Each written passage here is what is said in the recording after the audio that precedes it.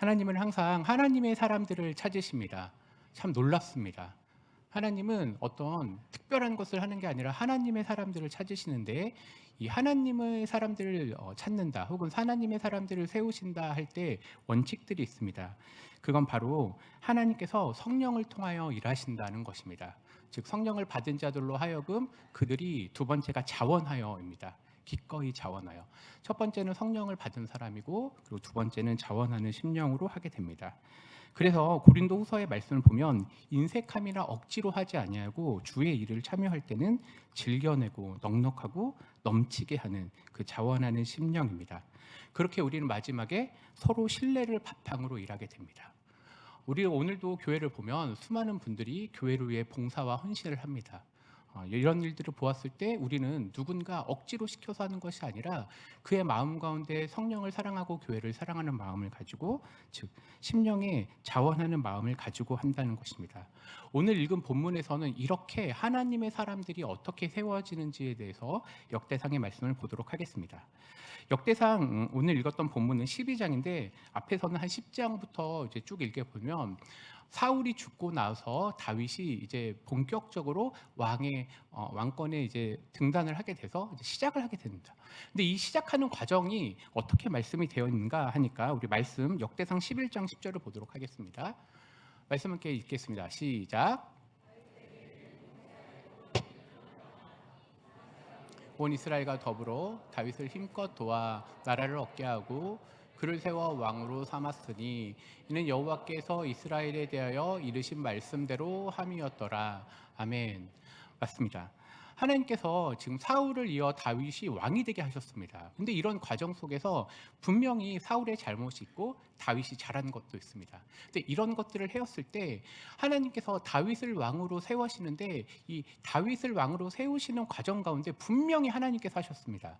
네, 하나님께서 하셨는데 여기서 보면 다윗을 힘껏 도와 나라를 얻게 하고라고 하는 겁니다.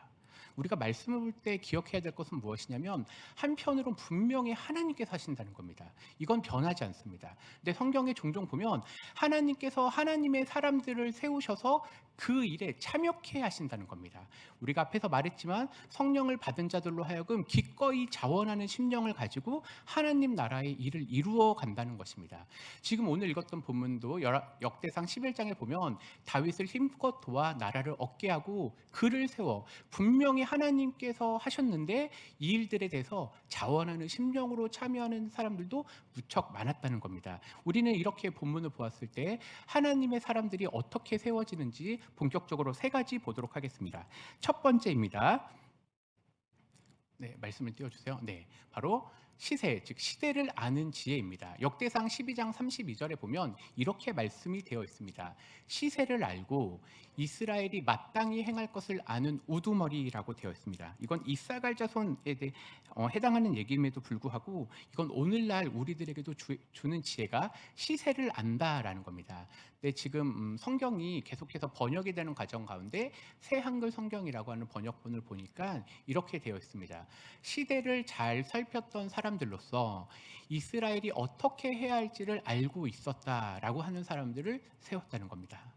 시대를 잘 살폈다라고 하는 것, 즉 시세와 시대를 알았다는 건 오늘날로 하여금 어떤 이슈들이나 이런 것들을 아는 것도 분명히 포함되겠지만 놓치지 말아야 될 건 하나님의 사람들은 영적인 눈으로 시대를 살폈다는 것입니다. 이게 우리가 교회가 마땅히 해야 할 바입니다. 우리는 분명히 어떤 촉이 좋으신 분들이 있습니다. 네, 분명히 이런 게 있습니다.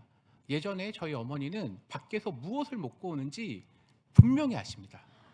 어떻게 하는지 모르는데 알고 있습니다. 저희 집에 가도 제가 뭐를 분명히 안 흘린 것 같은데 알고 있어요. 이런 것처럼 촉이 좋은 것도 있는데 이런 것보다는 영적인 눈을 가지고 이 시대를 살펴본다는 겁니다. 하나님께서 이 시대를 어떻게 바라보고 있는지, 그게 바로 시대를 안다라는 겁니다. 근데 두 번째를 보면, 다시 본문을 띄워주세요. 거기에 보면 앞에서는 이스라엘이 마땅히 행할 것, 이건 이스라엘이 어떻게 해야 할지를 알고 있었다라고 하는 것으로 되어 있습니다. 이제 이걸 좀 살펴보면 이겁니다. 시대를 이해했다라는 것은 목표를 알게 되는 겁니다. 비전을 알게 된다는 겁니다. 근데 두 번째는 뭐냐면 이런 시대를 알기 때문에 무엇을 해야 되는지 실천 사항을 알았던 리더들입니다. 이사갈 자손들이 가지고 있었던 지혜는 하나님의 영을 받음으로 인하여 성령으로 인하여 시대를 살필 수 있는 첫 번째 눈이 있었고요. 두 번째, 그걸 알면서 끝나는 게 아니라 그러면 우리는 어떻게 해야 되는가, 마땅히 행할 바가 무엇인지를, 즉 실천 상황이 무엇인지 보았다는 것입니다. 오늘 살아가는 우리도 마찬가지입니다. 우리는 항상 하나님 앞에 살아가며 하나님의 사람들로 살아가기를 다짐합니다. 근데 이러한 다짐 속에서 우리는 항상 영적인 눈으로 이 시대를 어떻게 바라봐야 되는지 시세와 시대를 알아가는 것. 두 번째, 그럼에도 불구하고 우리는 이것을 기도로 끝날 것인가가 아니라 이 시대를 향해서, 또 우리가 살고 있는 시대를 향해서 실천 상황, 이것이 바로 지혜입니다.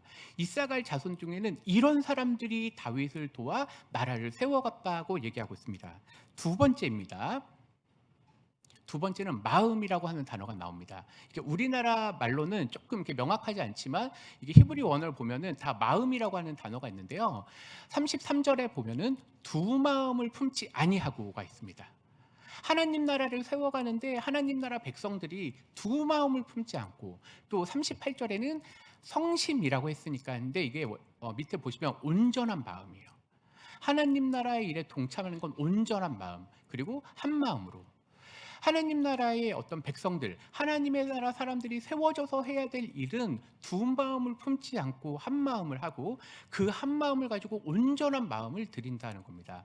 앞에서 얘기했지만 하나님께서 찾으시는 사람들에게 가장 중요한 게 뭐냐면 바로 성령을 통해서입니다. 에스겔서에서도 기록되어 있는 게 뭐냐면 너희들에게 새 마음과 새 영을 주겠다라고 하는데, 이 새 마음과 새 영은 성령을 받을 때만 가능합니다. 즉 하나님께서 다윗을 통해서 나라를 이루어 가시는데 다윗 혼자만 세우시는 것이 아니라 수많은 12지파를 통하여서, 그리고 각 지파마다 여러 사람들이 두 마음을 품지 아니하고 한 마음으로 성심을 다해서 하는 것, 이게 바로 하나님 나라의 일입니다.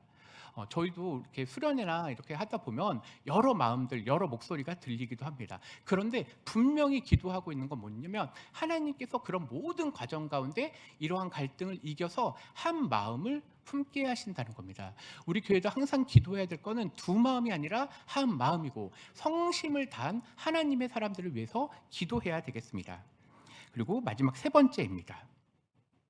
세 번째는 바로 기쁨입니다. 역대상 12장 40절에는 이 모든 일 속에 그 결론에 뭐라고 했냐면 이는 이스라엘 가운데 기쁨이 있음이었더라고 되어 있습니다. 하나님께서는 하나님 나라의 사람을 찾으셔서 하나님 나라의 일을 이루어 가십니다. 그런데 이러한 것들이 다른 게 나타나는 게 아니라 하나님이 주시는 기쁨이 남았다 있는 겁니다. 우리가 교회 일을 하던 어떤 하나님 나라의 일에 동참을 했을 때 우리는 이렇습니다. 성령을 의지하여 한 마음을 품고 하였는데 이것이 우리만의 기쁨이 아니라 하나님께서 주시는 기쁨이라는 겁니다. 우리는 오늘 무엇을 위해서 이렇게 사역을 하고 때로는 어떤 것 때문에 충성을 다합니까? 그건 바로 하나님께서 우리에게 주시는 기쁨이 있다는 겁니다.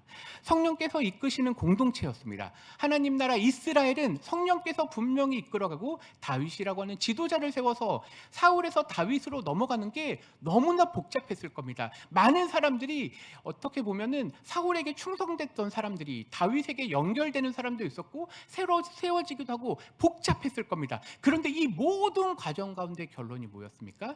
바로 하나님께서 이스라엘 전체에 기쁨을 주셨다는 것입니다. 이것이 우리가 기도해야 할 바입니다.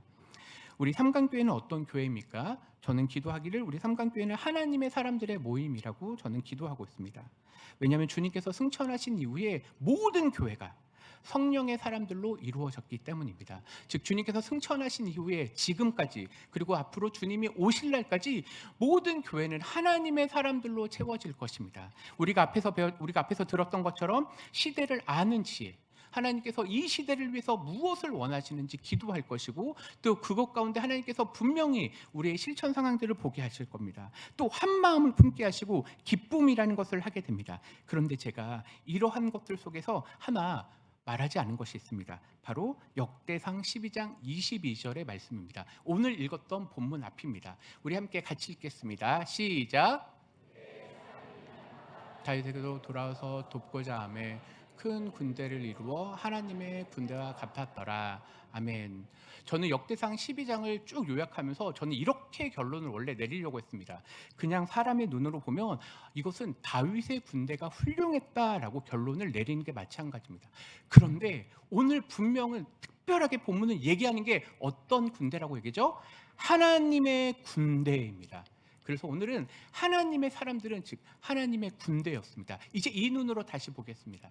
시대를 알아가는 것, 시대를 읽는 것, 한 마음으로 읽는 것, 또 기쁨을 준 것은 이것은 다윗의 군대가 아니라 어떤 군대였죠? 하나님의 군대였습니다. 이것이 주님이 우리에게 중하신 명령입니다. 우리는 하나님의 사람으로 살아가기를 소망하고 기도해야 되겠습니다. 이것은 왜냐하면 바로 하나님의 군대이기 때문입니다. 기도하겠습니다. 주님, 이스라엘이 다윗을 도와 나라를 세워가는 과정 가운데